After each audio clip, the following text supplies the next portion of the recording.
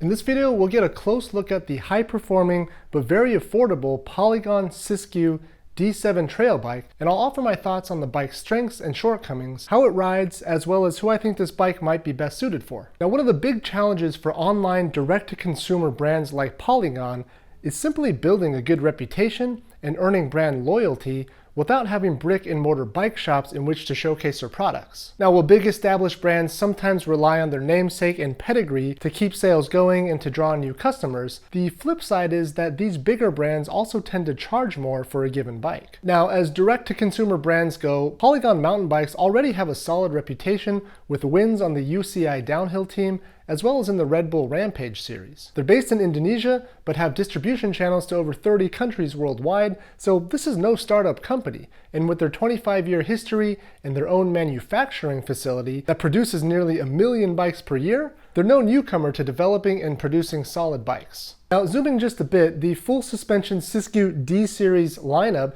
is Polygon's down-country offering, which is a clever mashup between a trail bike's downhill capability and a cross-country bike's pedaling efficiency. Now, with a short 120 millimeters of travel front and rear, the idea behind this bike is to give the rider the efficiency of a cross-country bike, but with some of the descending capabilities of a trail bike for when things get chunkier. Now, the wheel you get depends on the frame size, with small frames getting a 27.5-inch wheel, large and extra large frames getting a 29-inch wheel, and you get a choice between 27.5 and 29-inch wheels for a medium-sized frame. Now, this one right here is actually my buddy's brand new Siskiu D7, which is the top spec bike in the Siskiu D series. It's a size small, and so it's got the 27.5-inch wheels. On my scale, it comes in at 32.9 pounds or just under 15 kilograms, but he did swap a couple of components once he got the bike, so your results may vary a bit. Now, the frame design is full suspension, of course, and is constructed from a butted 6061 aluminum alloy,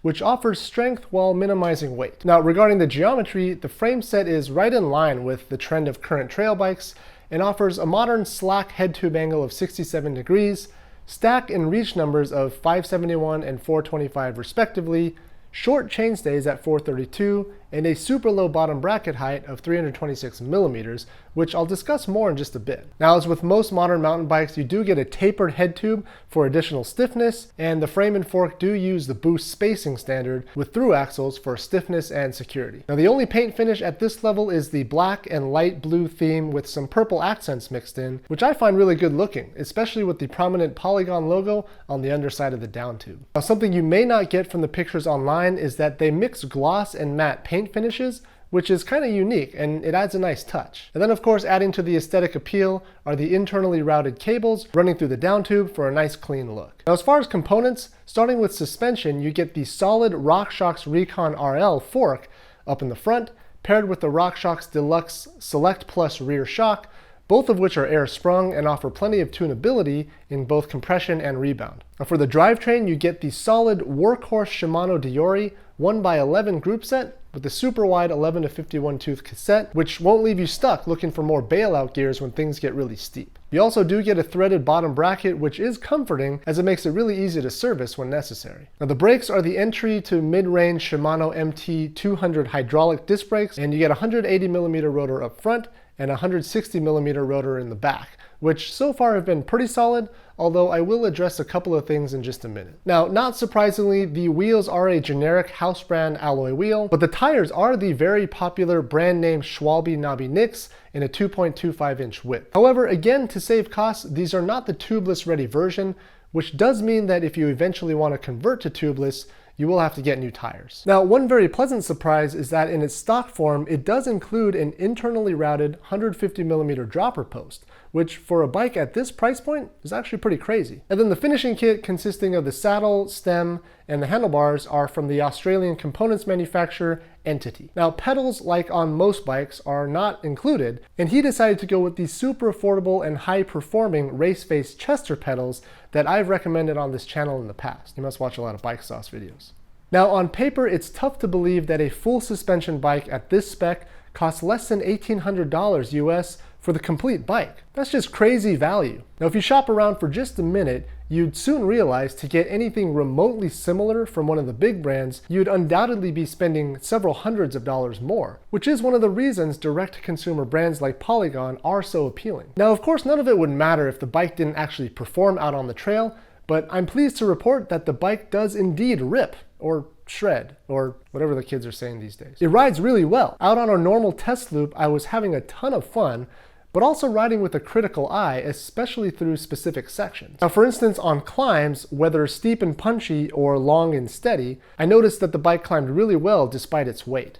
Now, perhaps it's a case of me being used to pushing around a longer travel 29er everywhere I go, but this short travel 27.5 bike really surprised me in how easily it climbed. Then on the sort of rumbling flat sections, this D7 also felt really fast. Really efficient, I think, is a good adjective, over hard pack and even on chunkier loose over hard sections. I could definitely see the cross-country elements coming into play when navigating these sections of trail. So then naturally you might think if it climbs so well, it must not descend very well, right? Well, actually that's not the case. I was pretty surprised at the bike's use of the limited range of travel when things got chunky and steep. Now, of course, on descents, I was more conscious of my line choice, but, and this is the important part, I never felt the need to slow down or reel it in because I was getting out of control. In fact, through the tighter, more technical sections, I was, not surprisingly, actually faster on this bike than my 29er, which speaks to the Polygon's quick handling and playful demeanor. Probably the only place this bike wasn't truly at home was through the fast, steep, chunky bits of trail,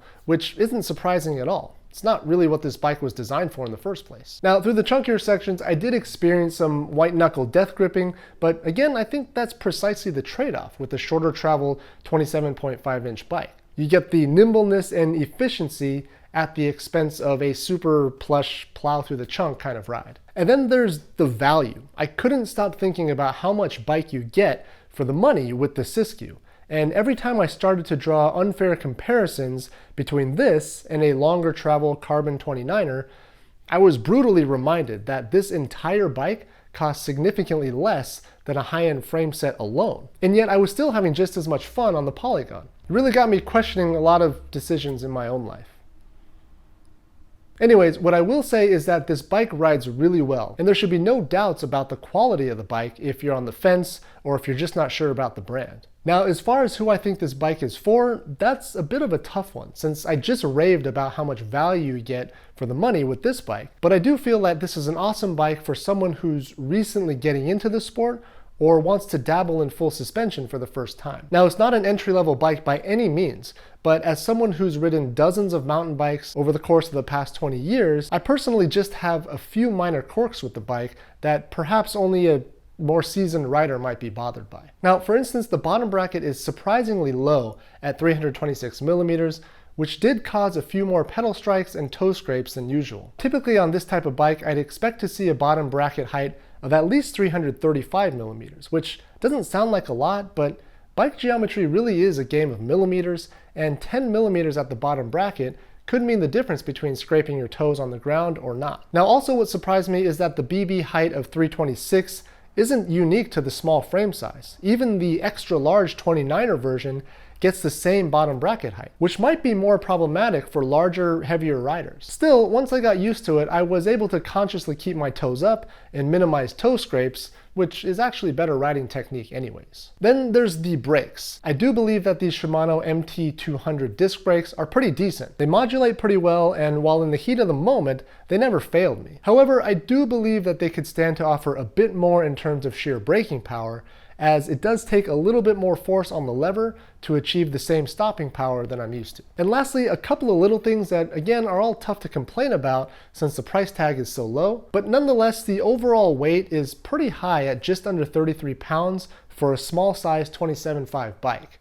And also, it would be really nice if they'd spec a tubeless ready tire, even if it came tubed from the factory. That way you could convert to tubeless whenever you wanted without having to scrap the stock tires and buy a brand new set. But again, with the exception of the bottom bracket height, all of these nitpicky gripes with the bike are totally forgivable given its low price tag. Alright, so that's going to wrap things up here. Again, I think this is a great bike for someone who's seriously getting into mountain biking and wants a solid foundation upon which to build. And like I said before, it totally rips right out of the box, and then with all that money you saved by not buying from a big mainstream brand, you can gradually upgrade parts as you see fit. Now I think for me, I would probably reinvest some of the money saved into converting to tubeless tires and maybe upgrading the brakes. But again, these are all things that can be done gradually and aren't totally necessary. Now, I already feel bad for taking Brian's brand new bike for the past week, so I'm gonna get this back to him now. But in the meantime, if you have any questions, feel free to drop them down below, and either myself or Brian, who owns this bike, will try and answer them for you. Thanks for watching, and thanks again for subscribing if you haven't already, and I'll see you next time.